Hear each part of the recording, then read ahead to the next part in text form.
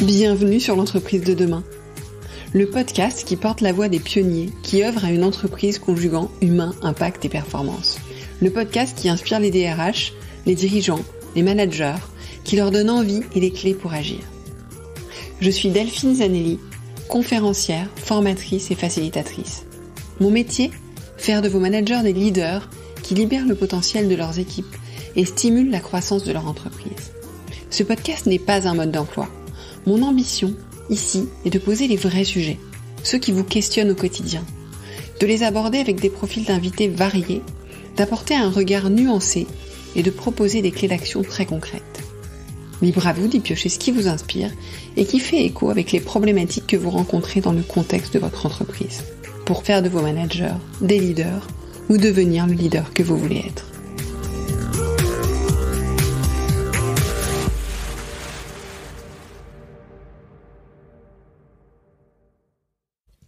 Bonjour, j'espère que vous allez bien.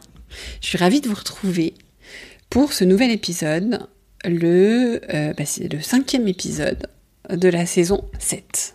Déjà la 7e saison du podcast, qui, je le disais dans l'épisode précédent, a 6 ans. Alors, j'ai pas vraiment fait une saison par an, au début je faisais pas de saison, donc ça, bon. En tout cas, maintenant j'essaie de faire des saisons thématiques, parce que ça me plaît. Et parce que je trouve intéressant d'essayer de vous emmener un petit peu dans un voyage. Et cette 7e saison, je l'ai voulu prospective. Alors non pas que les autres épisodes ne le soient pas, mais voilà, on parle d'intelligence artificielle, on en a parlé, on en reparlera, de soft skills, de parcours collaborateur, de mode de travail, de management, de leadership forcément. Et pour ça, on va balayer ces sujets avec des professionnels DRH, des dirigeants, des auteurs. Et puis j'ai la chance d'avoir un partenaire pour cette saison, 365 Talents, un partenaire visionnaire, dont la spécialité, c'est le monde des compétences. Alors, plus qu'un outil, 365 Talents offre un mix unique de technologies de pointe, de conseils stratégiques et de gestion de projets RH pour redéfinir la façon dont vous identifiez, vous entretenez et vous développez les talents au sein de votre entreprise. Ainsi, en partenariat avec leurs clients, ils construisent des organisations basées sur les compétences et créent un monde du travail plus transparent, plus inclusif, plus tourné vers l'avenir, où chaque individu a le pouvoir de façonner son parcours professionnel. Et vous savez combien ça me tient à cœur. Donc je suis ravie de les avoir pour cette saison sur le podcast. Donc aujourd'hui, on va parler d'un sujet que nous avons abordé il y a 2 épisodes. Il y a 2 épisodes, je recevais Daniel Linhart et Mathieu Geller, le DRH d'HP France, à propos d'un index, d'un baromètre qu'ils font depuis la 2e année, qui observe la relation entreprise et collaborateurs. Et Daniel concluait en disant que finalement ce sujet devait faire l'objet d'un débat politique dans l'entreprise, politique dans le sens noble du terme, effectivement, et pour ça, faire appel à l'intelligence collective. Et bien aujourd'hui, c'est d'intelligence collective qu'on va travailler, sujet dont vous allez pouvoir vous inspirer pour réinventer cette relation, pour refédérer le collectif, pour accélérer l'innovation, pour apprivoiser les technologies. Parce que pour tout ça, on a besoin de toutes les intelligences.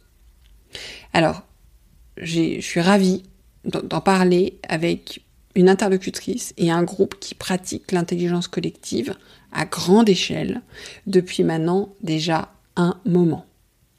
Donc, je reçois Anne-Laure Coton. Anne-Laure est responsable innovation RH au sein du Crédit Mutuel Arkea. C'est une auditrice du podcast qui m'a fait le cadeau de me contacter il y a quelques temps déjà. Et puis j'ai eu grand plaisir à découvrir son travail, celui de ses équipes, de ses collègues, de son entreprise.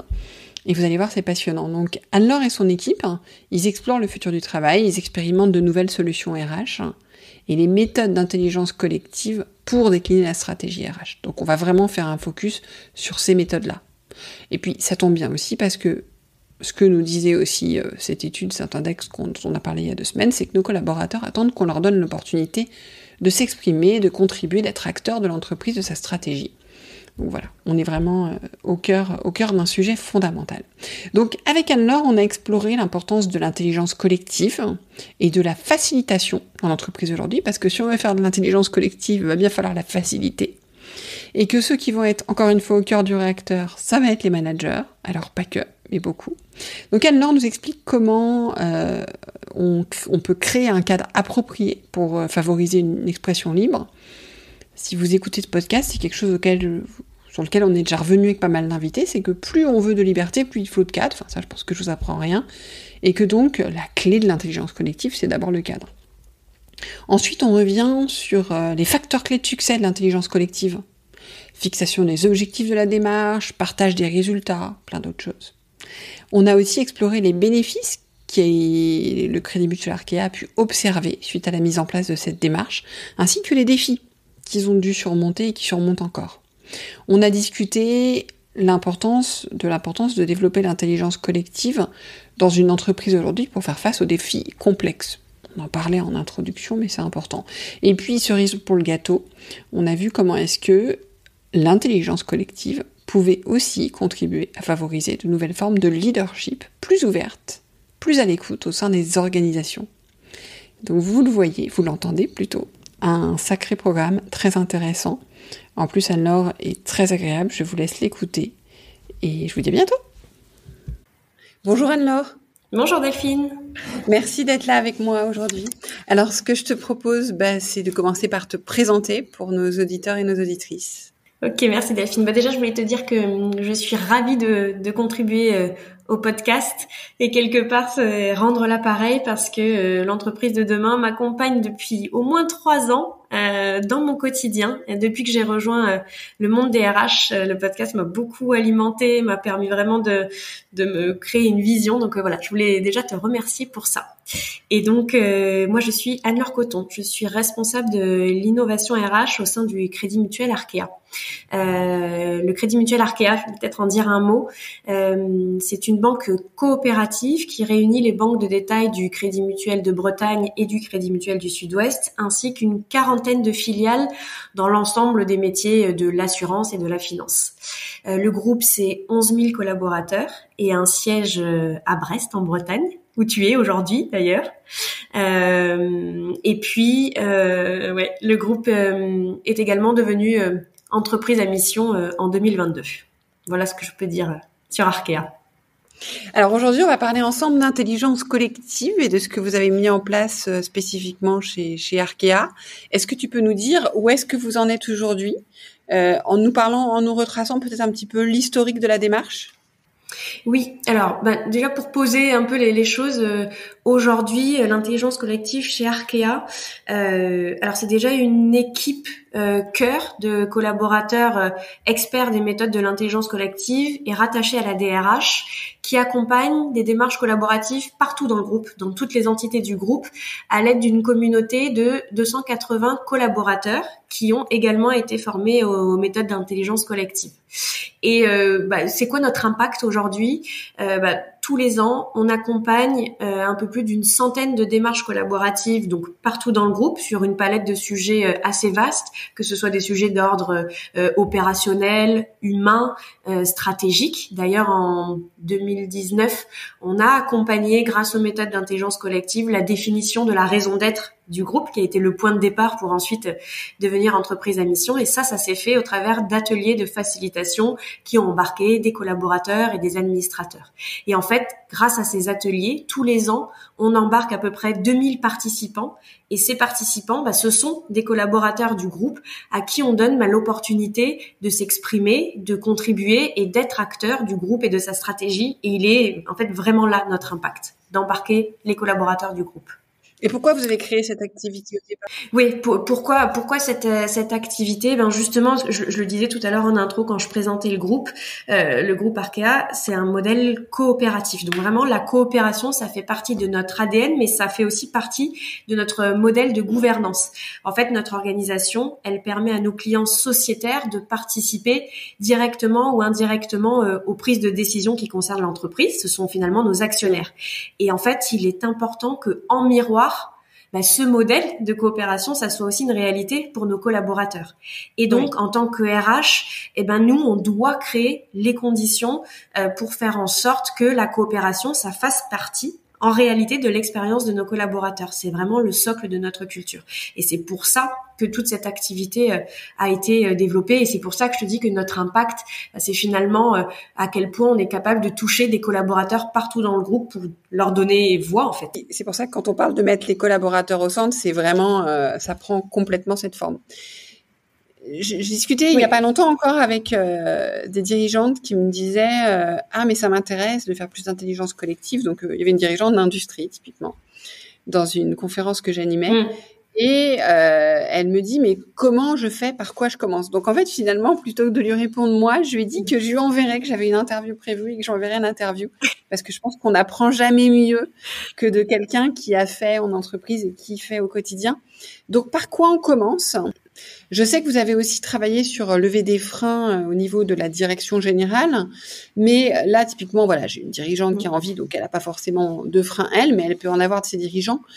Donc voilà, donc comment on commence et à tous les niveaux en fait. Ouais, comment on s'y est pris? Alors, la première étape, j'en parlais un peu tout à l'heure, déjà, ça a été d'acquérir de l'expertise. Parce qu'en fait, la collaboration, la coopération, ça s'improvise pas. Il suffit pas d'être doué pour animer des collectifs. Derrière, il y a des méthodes, il y a des process. Donc déjà, on s'est formé pour acquérir de l'expertise. On s'est formé grâce à notre partenaire historique sur le sujet qui est Formapart. Et donc, on s'est formé à la facilitation. Donc, l'équipe cœur s'est formée à la facilitation. Et puis ensuite, effectivement, l'idée, ça a été d'embarquer dès le début le top management. Et en fait, pour les embarquer, c'est difficile d'expliquer ces méthodes, de le faire au travers de présentations. L'idée, ça a été de leur faire vivre ces méthodes. Et donc, il a été décidé en 2018 de former 20 membres du top management à la facilitation. Vraiment, ils ont passé 3 jours de formation pour vivre la méthode de l'intérieur. Et ensuite, à leur tour, ils ont proposé à leurs équipes de vivre cette formation. Et c'est comme ça que l'essaimage a démarré, en fait, par le haut de la pyramide. Oui, donc en fait, dans ce que tu dis, il est important de commencer par faire vivre l'expérience à la direction.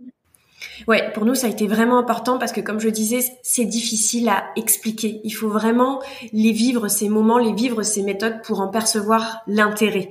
Percevoir l'intérêt de ces postures, percevoir l'intérêt de ces méthodes. Et donc, ensuite, une fois qu'on avait convaincu des membres du top management, l'idée a assez vite été posée de créer une communauté et d'atteindre une taille suffisamment critique pour ancrer largement la méthode et les postures dans l'organisation. En fait, il y a un objectif chiffré qui a été posé, qui était de former 2% de la masse salariale à la facilitation en s'assurant d'une bonne représentativité des métiers. Et ça, c'était aussi hyper important. Et d'ailleurs, au début, on a essaimé en fait avant de processer. C'est-à-dire qu'à ce moment-là, il n'y avait pas un cadre RH pour formaliser l'engagement des collaborateurs. Le but, c'était vraiment de donner l'opportunité d'expérimenter et de vivre ces méthodes et de se doter de compétences. Ça a été vraiment une première étape hyper importante, que ça se diffuse comme une nouvelle manière de travailler dans l'organisation. Donc ça a été voilà la deuxième étape. Et ça, c'est assez intéressant parce que quand on échange avec des pairs, on voit qu'il peut vraiment y avoir les deux modèles. Des modèles où d'abord on essaye de poser le cadre RH avec un système de reconnaissance, de temps dédié. Et nous, à l'inverse, on a été vraiment dans le fait de se dire, quel que soit l'engagement que chacun pourra y mettre, ce qui est important pour nous, c'est que les gens acquièrent la compétence, acquièrent les méthodes, acquièrent les postures. Et oui, tu voulais rajouter quelque chose sur la façon dont vous y êtes pris? Moi, j'avais une question sur ce qui a bloqué en fait aussi. Oui, j'allais venir là-dessus parce que évidemment il y a un frein principal. Hein. Le frein principal, c'est toujours le même, c'est le temps. Le temps, pour les collaborateurs de s'engager au-delà de leur job du quotidien, et le temps, en tant que manager, quel est mon intérêt moi d'accorder du temps à mes collaborateurs sur des activités en dehors de ma feuille de route et des objectifs de l'équipe. Donc c'est vraiment ça le nœud, d'autant plus que, comme je te le disais, on n'avait pas formalisé un cadre RH d'engagement. Donc c'est ça qui a été le plus difficile. Et aujourd'hui, ça nous arrive encore d'entendre ce sujet du temps. C'est une vraie réalité. On n'a pas levé tous les freins parce qu'il y a une réalité qui est le quotidien et la charge de travail. Mais pour autant, ce qu'on a fait auprès des managers, c'était vraiment un exercice de conviction en les embarquant en tant que clients. En fait, ces managers, ils sont devenus nos commanditaires, nos clients. Eux, ils ont des problématiques et nous, notre proposition, ça a été de les accompagner à craquer ces problématiques grâce au collectif. Je fais une réorg, j'ai du mal à la mettre en œuvre. On peut créer des ateliers de facilitation pour aider à ça. J'ai besoin de revoir un process. On peut mettre en place un atelier de facilitation pour revoir ce process. Ce qui marche bien aussi, au départ, ça a été les séminaires. Les séminaires, c'est souvent compliqué pour les managers qui n'ont pas le temps, pas forcément aussi les méthodes de créer des choses qui changent, qui engagent leurs équipes. On est intervenu à leur côté pour les aider à organiser leurs séminaires et le faire de nouvelles manières, beaucoup plus engageantes, beaucoup plus collectives. Voilà. Et donc, c'est en les convainquant en tant que clients de ces méthodes qu'on a passé un cap, qu'ils ont pu voir l'intérêt de la méthode et qu'ils étaient donc beaucoup plus ouverts à laisser leurs équipes le faire, voire même à se dire que j'ai peut-être un intérêt à avoir quelqu'un dans mon équipe qui acquiert cette méthode parce qu'il va pouvoir m'amener de nouvelles manières d'animer mon collectif. Et j'ai une question.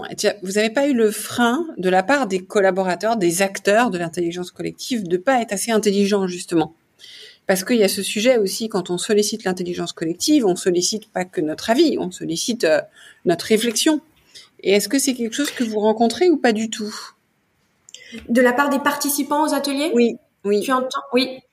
En fait, et c'est là que la méthode est hyper puissante. Quand on construit un atelier, quand on design un atelier, il y a tout un process et on y va par étapes. Et en fait, dans un atelier, on crée vraiment les conditions et l'inclusion pour que chacun se sente à l'aise, se sentent inclus. On donne aussi d'ailleurs dans ces ateliers collectifs beaucoup de moments à l'individuel, à d'abord réfléchir individuellement à mon point de vue sur la question avant d'être dans le partage. C'est vraiment tout le process qui permet d'être très inclusif et de donner la voix à chacun.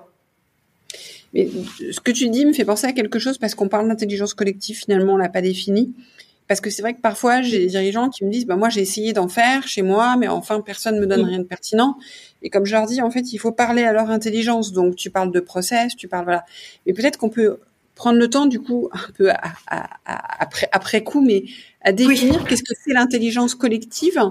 Parce que il y a aussi, moi je le dissocie aussi du consensus mou en fait. On peut parler de plein de choses différentes effectivement. D'ailleurs là je parlais de la facilitation, mais il y a d'autres méthodes. La facilitation, comment je décrirais, c'est vraiment un processus au cours duquel une personne, donc le facilitateur, intervient pour aider un groupe à travailler efficacement ensemble et à produire ensemble un livrable.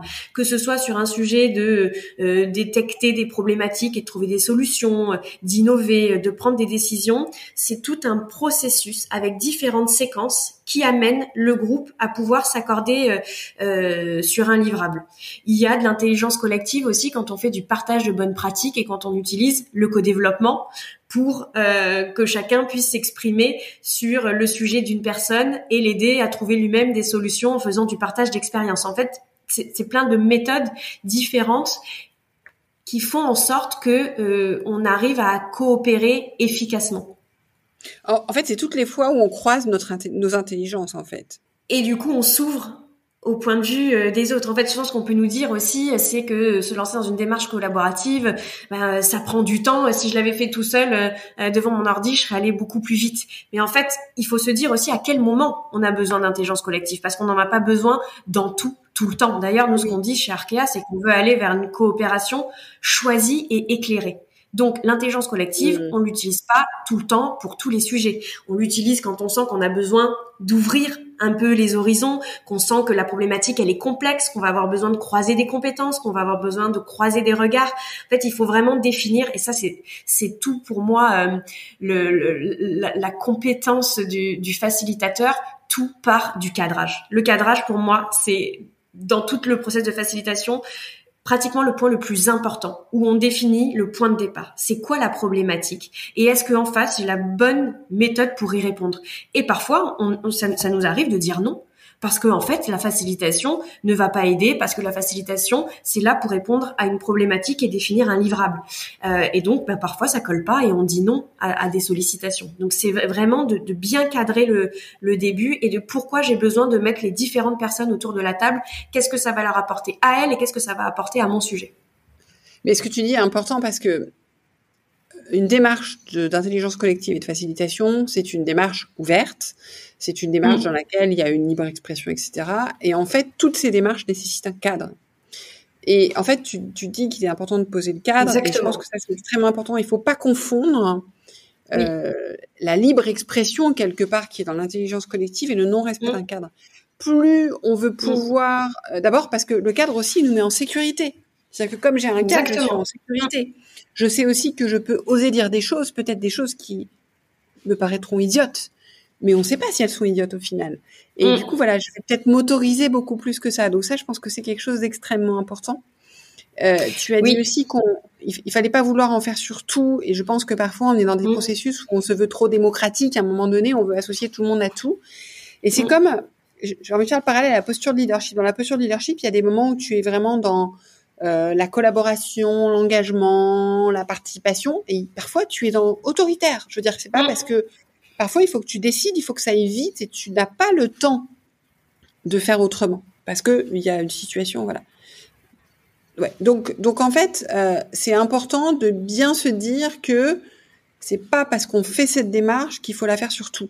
Et la troisième chose que je voulais aborder, parce que tu parlais de choisir des sujets, je sais pas si c'est quelque chose que vous avez fait parce que ils ont eu la chance d'avoir votre aide au sein du groupe, mais parfois je dis à des dirigeants, commencez par des sujets sans enjeu, pour que personne ne s'expose trop, pour que votre attente soit pas non plus trop élevée, et pour qu'il y ait un effet d'entraînement au départ aussi, que tout le monde, donc tu parlais de faire vivre aux dirigeants, mais il faut aussi que les collaborateurs commencent à le vivre, à comprendre, pour s'autoriser, pour participer et pour...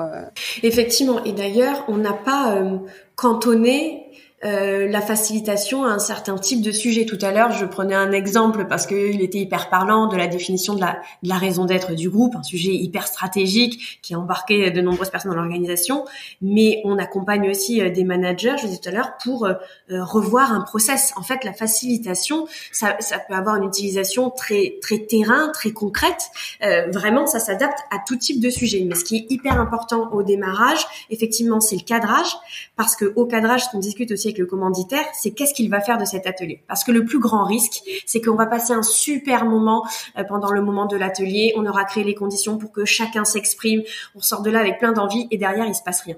Et ça, c'est le plus gros risque, et c'est là où ça va complètement à l'encontre de la méthode, et ça peut frustrer, et donc les gens n'ont plus envie de participer aux ateliers post-it. C'est s'il se passe rien derrière. Et donc, ce qui est hyper important dans le cadrage, c'est de s'aligner avec le commanditaire. Qu'est-ce qu'il a envie de faire cet atelier? Quels vont être les moyens après? Quelles vont être les étapes après? Et donc, dans notre process d'accompagnement, il y a ce fameux cadrage, et on y passe le temps nécessaire. Il y a ensuite le design de l'atelier, l'animation de l'atelier, et on a aussi un atelier de débrief avec le commanditaire pour revenir avec lui sur voilà le livrable qu'il a obtenu et qu'est-ce qu'il va en faire maintenant, et qu'il y ait vraiment une suite vis-à-vis des participants, parce que sinon ça dévalorise complètement la méthode. Ouais, alors ça, ce que tu dis, c'est absolument fondamental, et je pense que c'est même le point d'entrée, c'est que il n'y a pas d'intelligence collective si on n'est pas prêt à s'engager à partager le résultat. Exactement. Et sachant que ça peut, et ça je crois que c'est un point aussi important à préciser, c'est pas parce que il est sorti quelque chose qu'on est obligé de l'adopter. Mais dans ces cas-là, on explique pourquoi. Parce que je pense que le travers, c'est de se dire, je parlais de consensus mou, le travers, c'est de se dire, tout le monde a parlé de ça, donc on va faire ça. Parce que malgré l'intelligence collective, le groupe peut ne pas avoir totalement raison pour plein de facteurs externes, où la conjoncture peut changer, où il y a plein de choses qui peuvent changer. Et en fait, je pense qu'il est important d'être au clair là-dessus, et aussi donc de dire à la fois on va s'engager à restituer, mais à la fois le dirigeant de l'entité, de l'unité reste à même de prendre la décision, par exemple sur la raison d'être, la formulation finale, etc. Et c'est ok, quoi. Il n'y a pas de souci avec ça, et c'est ok. Et ça, il faut être clair dès le début, en fait. Il faut être clair dès le début là-dessus, et souvent on fait en sorte que le commanditaire introduise l'atelier pour qu'il puisse poser avec ses mots à lui, c'est quoi l'objectif? Est-ce qu'on est en train justement de brainstormer pour faire ressortir des idées, et ensuite j'ai mon équipe projet qui va réfléchir et qui reviendra vers vous? Enfin, vraiment, dans quel cadre on est? Est-ce qu'on est là pour prendre des décisions? Voilà. Et ça, c'est important de l'exprimer dès l'introduction de l'atelier, et c'est pour ça que souvent on convie le commanditaire. Il reste pas forcément ensuite à la suite de l'atelier, mais ça dépend aussi, ça se discute. Mais c'est hyper important d'avoir les objectifs de l'atelier au moment de lancer l'atelier. Est-ce que tu pourrais maintenant nous parler des bénéfices très concrets que tu as pu observer chez Arkéa depuis que vous avez mis en place cette démarche? Oui. Alors comme je le disais, les bénéfices pour le groupe, c'est vraiment d'avoir développé la capacité à coopérer, et à coopérer de manière efficace et éclairée, comme on le disait juste là. Mais peut-être que je peux aller sur un autre terrain, qui est les bénéfices d'avoir cette activité à la DRH. Parce que ces activités, d'ailleurs, quand j'échange avec des pairs, elles sont pas souvent à la DRH. Et qu'est-ce que ça a apporté à la DRH d'Arkea? En fait, on s'est rendu compte avec le temps qu'on était une sorte de dispositif d'écoute du terrain. Parce qu'en fait, grâce aux sollicitations qu'on reçoit, et aux ateliers qu'on mène, on est amené à prendre le pouls de l'entreprise. Les commanditaires qu'on accompagne, c'est quoi leur sujet? C'est quoi leur problématique? C'est quoi qui te pose question? C'est quoi les sujets auxquels ils sont confrontés? Les collaborateurs du groupe qui participent aux ateliers, c'est quoi qui nous font remonter? En fait, on s'est rendu compte que c'était un dispositif que la DRH a développé qui lui permet d'être en proximité vraiment des collaborateurs du groupe. Et pour donner un exemple, par exemple, post-Covid, on va dire 1 an après le Covid et avec le développement du télétravail et du travail hybride, on a eu beaucoup de managers qui nous ont sollicités pour des sujets de cohésion d'équipe, de dysfonctionnement. Et donc, on a pu les accompagner grâce à des ateliers pour revoir leurs liens dans les équipes, revoir les rituels d'équipe qui n'étaient plus les mêmes qu'avant. Et là, on a vraiment cerné que pendant, 1 an et demi, voire même plus après le Covid, ça avait vraiment créé des dysfonctionnements dans les équipes. Donc voilà, il y a ce dispositif d'écoute. Et finalement, grâce à cette activité, on a vraiment développé une offre RH à destination des managers. Parce qu'en fait, on se rend compte que 70% de nos commanditaires, 70% des gens qui nous sollicitent, ce sont des managers. Ce sont des managers qui ont des sujets à craquer et ils ont besoin de le faire avec leurs équipes. Donc, c'est des exemples que je prenais tout à l'heure. Je fais une réorg. Là, par exemple, on est dans la fin de notre plan stratégique et on va lancer le prochain plan stratégique. Et on a plein de sollicitations de directeurs et de managers pour embarquer leurs équipes dans la réflexion sur ce prochain plan stratégique. Et donc, on est vraiment devenu une offre RH à destination des managers. Qu'est-ce que je peux te dire d'autre? Ce qui est intéressant aussi, c'est que la facilitation, elle développe plein de soft skills assez clés pour le futur de l'entreprise. On a parlé de la coopération, mais c'est aussi développer la créativité, la communication, la capacité de cadrer, de questionner. Ça développe plein de soft skills hyper intéressantes pour l'avenir, voire même hyper intéressantes pour constituer un vivier de manager, parce que la facilitation, ça donne aussi un autre une autre manière de voir le management, en tout cas de sortir du management pyramidal pour donner plus de place à la transversalité et aux collaborateurs. Et je trouve assez intéressant cette idée de dire qu'on pourrait finalement développer un peu des viviers de managers grâce à notre communauté. Ouais. Et puis pour les collaborateurs, c'est un moyen de développer leur employabilité, parce que du coup, développement de soft skills, donc de pouvoir effectivement être plus à même, de bouger, de s'adapter. Ouais, et d'ailleurs, pour renchérir sur ce point-là, le fait la communauté de facilitateurs, mais le fait de développer des communautés, c'est clairement des dispositifs qui améliorent l'expérience collaborateur. Les collaborateurs, ça leur permet effectivement, de sortir le nez de leur job du quotidien, de rencontrer d'autres personnes, de développer leur employabilité, et ça développe aussi, je trouve, quelque chose que les entreprises ont pas beaucoup alimenté, c'est le besoin de liberté. En fait, je choisis de m'investir dans une communauté parce que je choisis un sujet, je choisis les sujets sur lesquels je vais m'investir, avec qui je vais les travailler, et ça apporte, ça nourrit, je trouve, ce sentiment, ce besoin de liberté on trouve pas beaucoup dans les grandes entreprises. Ouais, je suis tout à fait d'accord. Et puis, si on regarde un peu plus loin, pour toi, en quoi aujourd'hui développer l'intelligence collective, la facilitation dans une entreprise, au-delà de l'écosystème d'Arkea, c'est important, parce qu'on évolue quand même dans un monde où c'est assez complexe, on a beaucoup d'incertitudes, on connaît pas grand-chose. Du coup, en quoi pour toi, en quoi tu dirais que cet outil en quoi tu dirais que cet outil est absolument fondamental pour le futur, en fait? Ouais. Alors déjà, moi, je suis absolument convaincue que la coopération, elle est nécessaire aujourd'hui pour relever les défis de l'entreprise, parce que on est dans des défis hyper complexes, et donc, comme on le disait tout à l'heure, on a besoin de croiser les regards, on a besoin de croiser les compétences, d'assembler les connaissances, et c'est en ça que je trouve que développer l'intelligence collective dans une organisation est assez essentiel aujourd'hui. Mais au-delà de ça, je trouve aussi que développer une communauté de facilitateurs, et donc la capacité finalement à animer les collectifs différemment, c'est assez essentiel pour recréer du lien et permettre de vivre des expériences. Donc là aussi, je reviens depuis le Covid et le télétravail, on a ces réflexions autour de dire mais comment je donne envie à mes collaborateurs de venir dans l'entreprise, comment je leur permets de vivre des choses, et ben des ateliers de co-développement, des ateliers de facilitation, ça permet de recréer du lien, de croiser des personnes qu'on n'aurait pas croisées, et ça permet de vivre des expériences et de trouver un intérêt à venir sur site partager des choses avec les collaborateurs. Mais même d'ailleurs, je dis sur site, mais on fait aussi des ateliers à distance. Et ça permet en tout cas de se connecter à d'autres et de créer du lien. Ça, je trouve que c'est un point assez intéressant. Il y a aussi, comme on le disait tout à l'heure, le fait d'ouvrir une autre voie possible au management vertical, hein, une communauté de facilitateurs. Elle permet de donner plus de place et plus de pouvoir aux collaborateurs. Et donc, je trouve que ça inspire des modes de leadership différents, des modes de leadership plus ouverts, plus à l'écoute et plus tournés sur les projets communs. Quand on fait de la facilitation, finalement, on s'associe autour d'un sujet et on a envie de faire avancer ce sujet-là. Et puis le dernier, ça va être de la redite, je vais revenir sur le offrir plus de liberté. Vraiment, les entreprises, elles ont maltraité ce besoin de liberté, et je trouve que, de manière générale, pas que les communautés de facilitateurs, les communautés sont vraiment des démarches qui permettent à l'entreprise d'être plus en phase avec son temps, d'offrir plus de démocratie participative, plus de choix aux collaborateurs. Et en ça, je trouve que c'est un fonctionnement, c'est un levier hyper clé en fait, ce fonctionnement communautaire. C'est très intéressant ce que tu dis là. Et maintenant, pour terminer, est-ce que tu peux me dire quelle est votre volonté maintenant, voilà, vous avez déjà bien mis en place l'intelligence collective, la facilitation. C'est quoi quelles sont les prochaines étapes?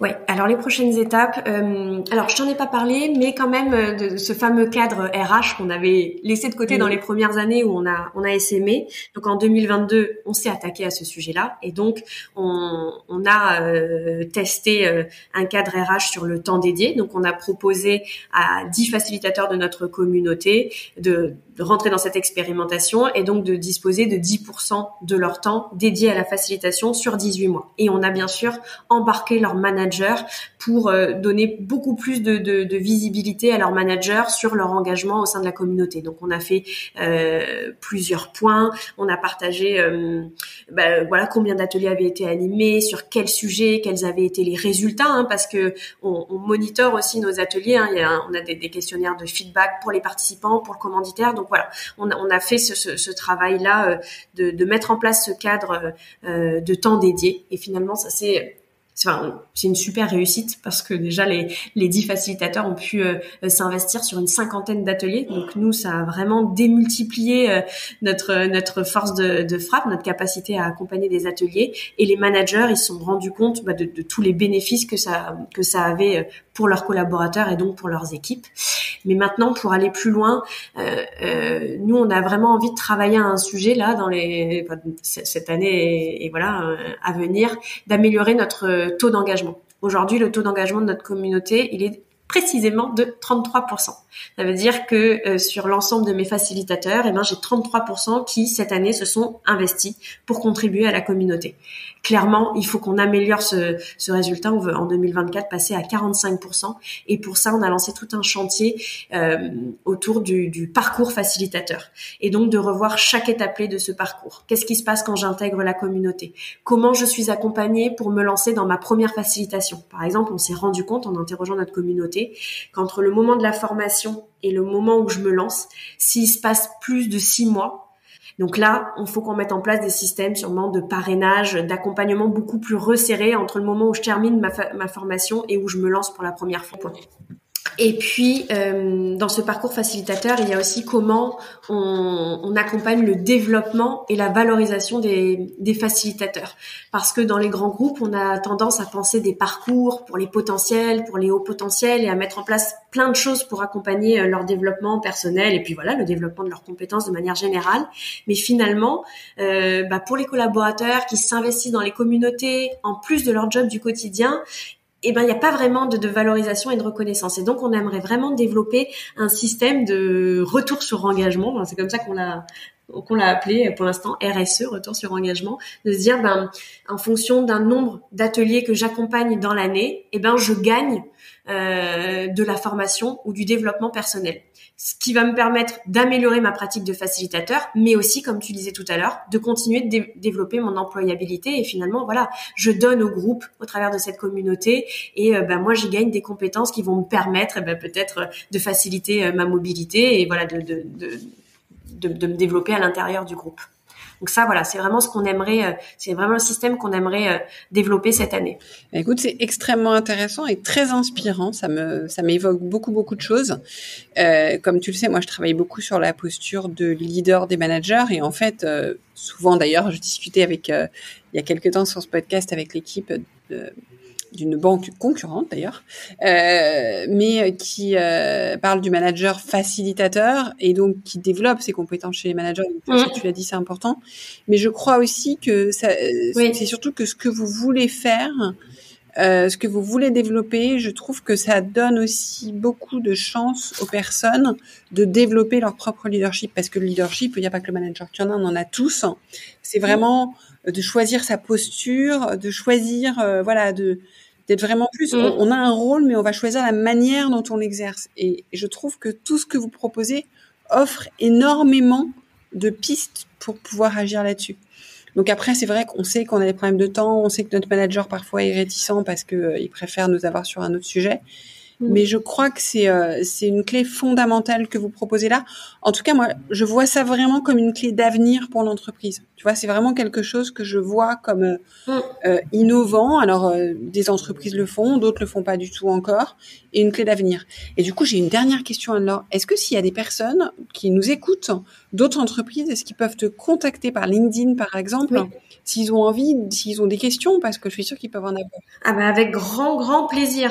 Oui, avec grand plaisir, et parce que moi ça nourrit toujours les réflexions qu'on a aussi dans l'équipe pour développer cette activité. Donc surtout, n'hésitez pas, contactez-moi sur LinkedIn, ce sera vraiment avec plaisir. Ouais, je suis sûre que tu auras plein de contacts.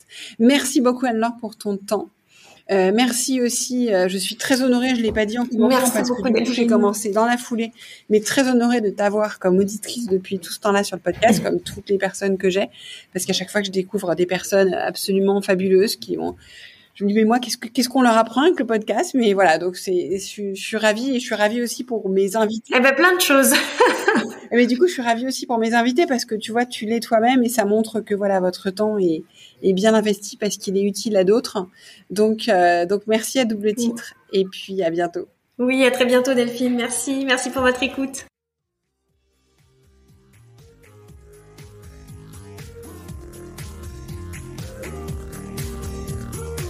Merci de nous avoir écoutés jusqu'au bout. C'est sans doute que l'épisode vous a plu. Merci alors de le partager à 2 personnes autour de vous et de mettre une note et un commentaire sur Apple Podcasts ou Spotify. C'est ce qui nous fait ressortir dans les classements, permet au podcast de grandir, de profiter au plus grand monde, et puis ça m'encourage aussi. Et si ce n'est pas encore fait, abonnez-vous à la page L'entreprise de demain de LinkedIn pour ne rien manquer de l'actualité du podcast. Et à la newsletter, devenez le leader que vous voulez être pour ne rien manquer des contenus exclusifs que je vous propose. Et puis, si vous avez besoin d'accompagnement dans le développement de votre leadership ou de celui de vos managers, ou si vous cherchez la prochaine conférence qui inspirera vos managers, écrivez-moi, j'interviendrai avec plaisir. Je prends toujours grand soin de mes auditeurs et auditrices. J'adore travailler avec vous. Merci encore pour votre écoute et à la semaine prochaine.